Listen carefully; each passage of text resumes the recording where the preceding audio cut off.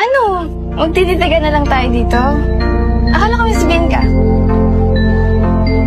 Nakikipag-iwalay na ako nito. Ha? Ano to, joke? Seryoso ko.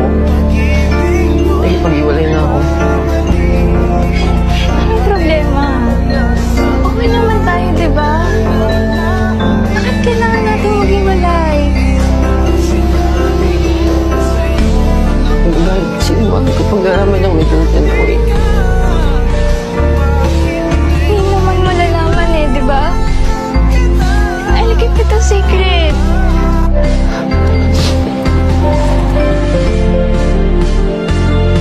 Mahal na mahal kita, Nicole. Para rin kasi sa mama ko eh. Para rin sa pangarap ko.